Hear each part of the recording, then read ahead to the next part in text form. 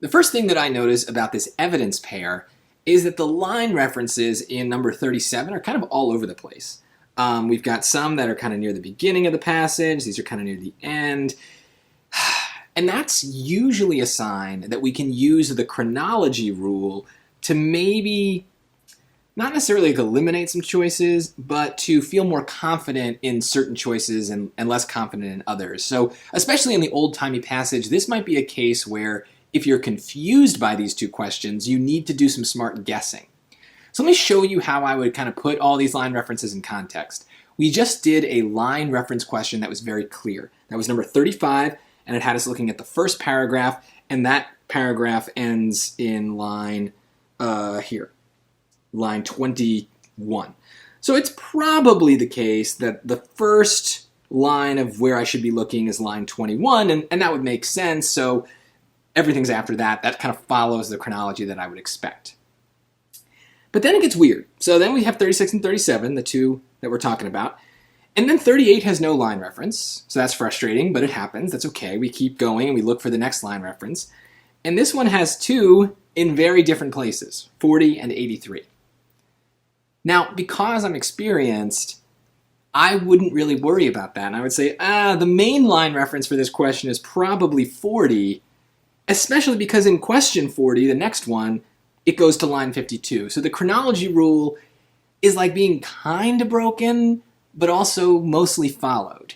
And so I would expect, okay, because question 40 is line 52, I can kind of think of question 39 as being line 40. And so I would expect the answer to question 37 to come before line 40. So line 21 to line 40 is what I would expect based on the chronology rule. But as we've seen in many, many cases, the chronology rule is a guide. It is not something that is always followed, and we still would need to read all of the choices. But if I were randomly guessing on this question because I had no idea what they were saying in the passage, I would probably guess A. It fits. Maybe B, because it's kind of close.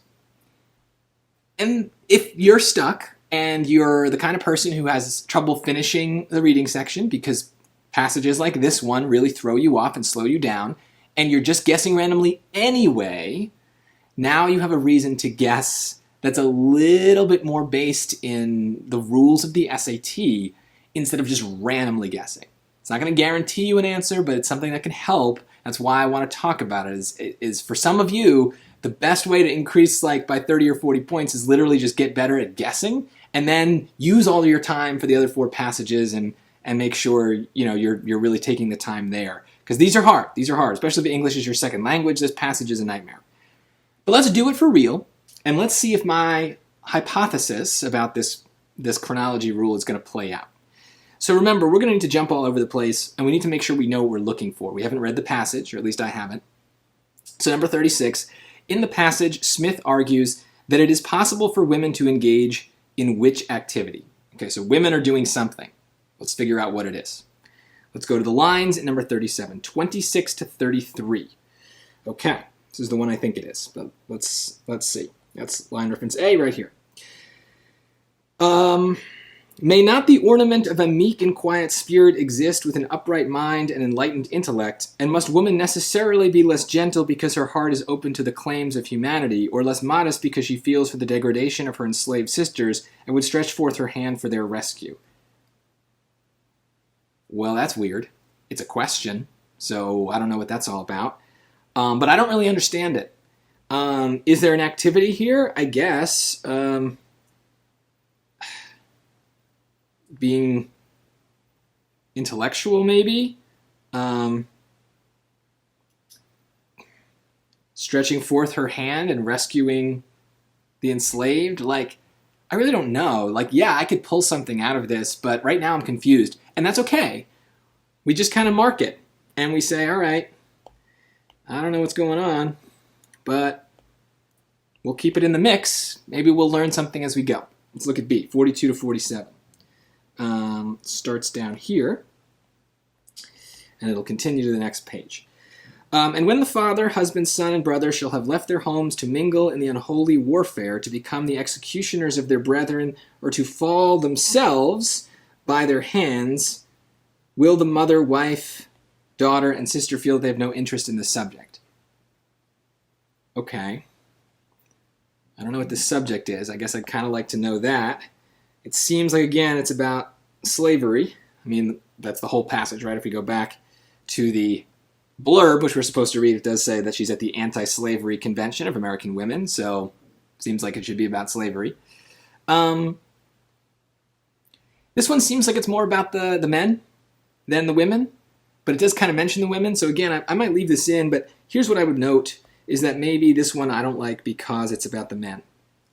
Maybe I could even put a question mark there too. Let's see. 51 to 54. Let's see if we get anything out of this one. Hopefully we start to learn some stuff. Surely this consideration is of itself sufficient to arouse the slumbering energies of woman for the overthrow of a system which thus threatens to lay in ruins the fabric of her domestic happiness. Okay, so I guess women are participating in the overthrow of something, so that might work. I don't know. This happens sometimes. You got to know it, that you got to be comfortable with just not knowing things. It's part of the process. Let's get rid of this one. 77 to 82. Okay, 77 to 82. Our country is as dear to us as to the proudest statesman, and the more closely our hearts cling to our altars and our homes, the more fervent are our aspirations that every inhabitant of our land may be protected in this fireside enjoyments by just and equal laws. Is that it? Is that the end of it? Yeah. Okay, well, it doesn't seem like they're doing anything. Maybe hoping. Maybe that's the most that they're doing, is their activity is that they're hoping for something, right? Our hearts cling to our altars and our homes, our fervent aspirations, right? So, again, I'm really stretching it. This is a hard pair. This is really hard. And that's why I wanted to go through the whole thing about the chronology rule, because you may end up guessing randomly on this, and I want you guessing for good reasons. But hopefully we can get something out of this when we look at the choices now, because I haven't eliminated any of these line references. I barely understand them, and that's okay. Okay, you have to be comfortable with that. Let's look at the actual question 36. So the women are engaging in what activity? Acting according to humanitarian principles while preserving their femininity. Okay, well, it seems like maybe they were talking about, slavery. So they're against slavery. That means that they're being humanitarians, I guess. So that part seems to work. I don't know about this femininity thing. I don't really remember reading that, but again, I didn't really understand the line references, so maybe I did. We'll kind of hold off there. B, adhering to personal morality while being politically neutral. Politically neutral doesn't fit. It seems like throughout this entire passage, women are taking a side. And the author of the passage is also taking a particular side. So this idea of neutrality does not fit with the entire tone of what I'm reading. Like, they're clearly against slavery here. Neutral seems wrong. Contributing to their family's financial security? No. While meeting social expectations? Maybe the last part is true. I don't really know. But even though I didn't understand these lines, I would have known if they were talking about money. Right? Like, that's an easy concept to kind of pick out of here. I can go back and reread them if I want and make sure, but I do not remember reading about money here. And so that's just wrong for that reason. D, resisting calls for war while still opposing slavery. Okay, well, opposing slavery definitely fits. I don't know about resisting calls for war, so okay, that.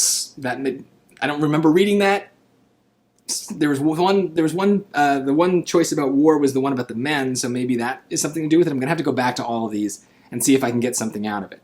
But notice, now I have some goals. I have a better sense of what I'm looking for in these lines.